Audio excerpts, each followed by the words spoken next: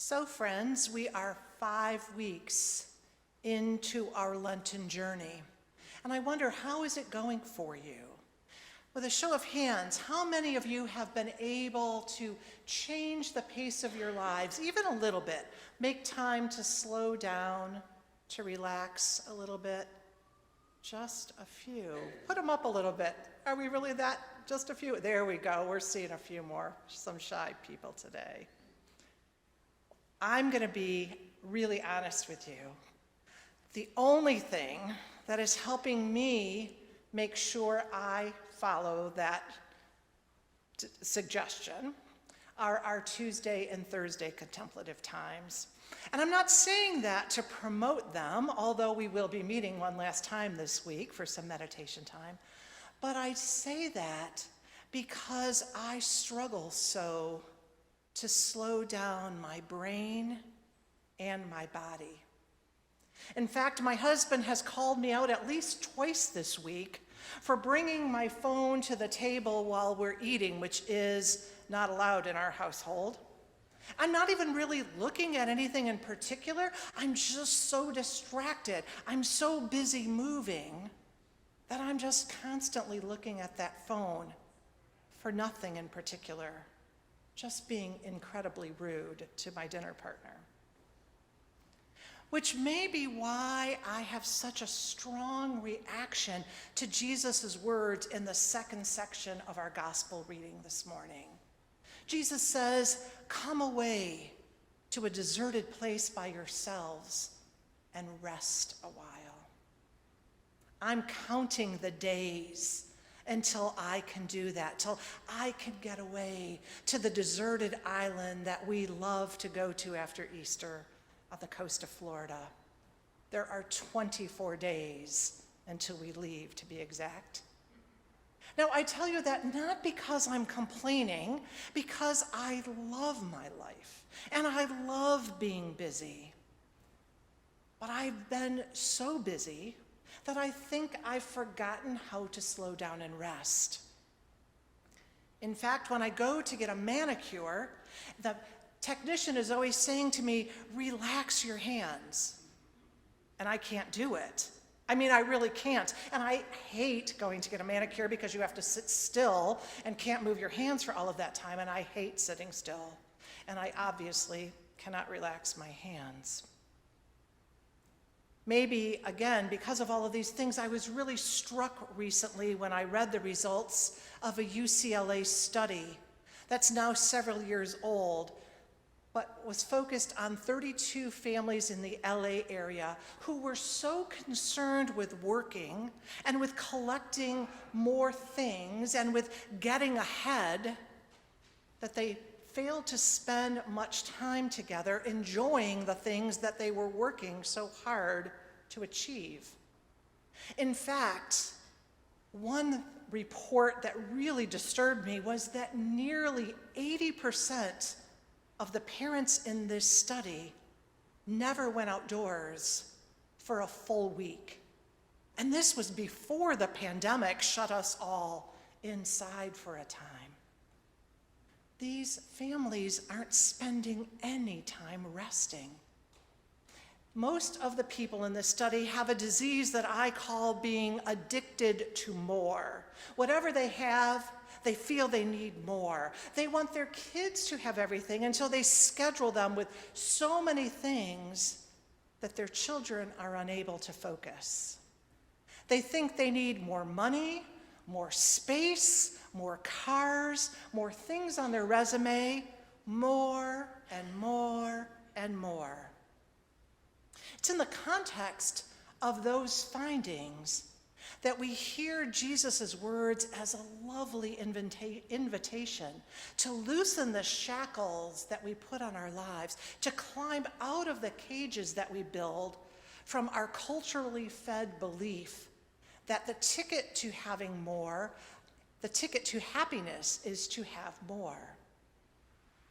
But Sabbath rest offers us a chance to step back, to be a little apart from things so that we can detect God's presence and appreciate God's many blessings. that opportunity reminds us that the abundant life which Jesus offers us is qualitative, not quantitative. But in this passage, we hear Jesus' true humanity. He's tired. He's grieving. He needs a little bit of solitude. And he makes time for it. And you know, my friends, if Jesus can do that, well, then I think so can we. So I have a challenge for you this morning. On the inside part of your pew, you'll find those baskets with the little purple slips in them, and there's a pen or two you may have to share. Take one out. Ignore the questions that you've been answering over the last few weeks. Flip the paper over. And what I'd ask you to do instead is write down one thing that you are going to let go of this week. What's something on your calendar that you can just cross off? What day might you be able to turn off your phone for a few hours? Think about that for a moment. Again, in full disclosure, as I was thinking of asking you to do that, I sat and stared at my calendar for a full 5 minutes, trying to figure out how I could make time. But I did it. I did it. Once you've written down what you're going to do to make space in your week, I want you to go a step further. Write down something that you're going to do to allow yourself to rest. Maybe you're going to go for a walk. Maybe you're going to call a friend with whom you haven't spoken for a long time. Maybe you're going to take a nap. Maybe you'll take some time to have some fun.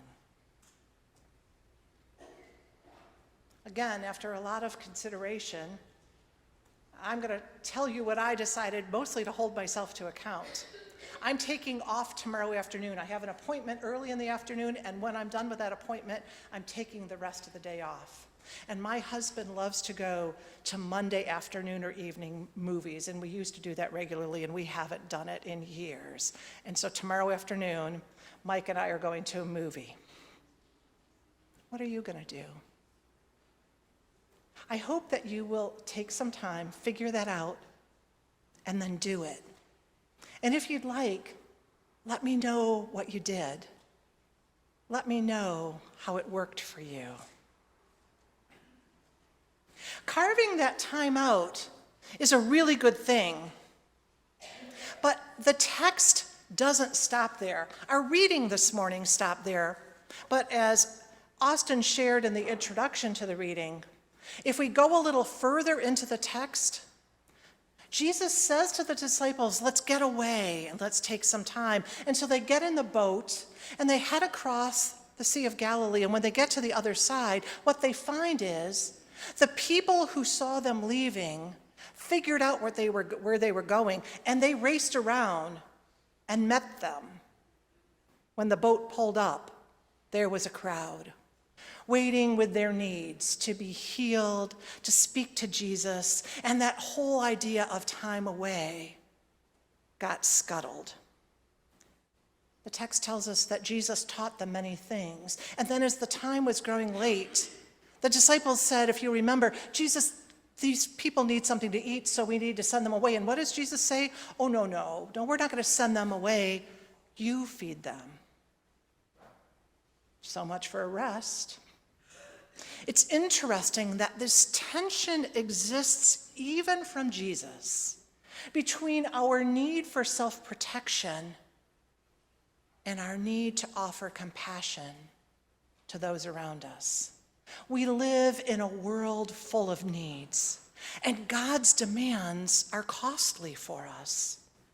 And so we live in that tension, seeking to find a balance, but needing to make choices. Now, I don't know about you, but I read all of this and I just thought, what in the world? What in the world are we supposed to do when Jesus says, get away, take some time, rest, and we know how desperately we need that. But the next thing he says is, Go and feed these people. Are you as frustrated as I am by this mixed messaging? But I think what Jesus may be saying here is don't get caught up in that more, that need to do more, be more, go, go, go. But rather, make a conscious choice not to be busy, but to help. Sometimes we can't do it.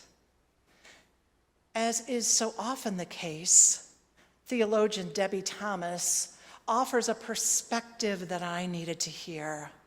This is a woman whose words I often find comfort and solutions from. Debbie says, we are not Jesus. Jesus didn't experience compassion fatigue, but we do. We want to do more, but sometimes we just need a break.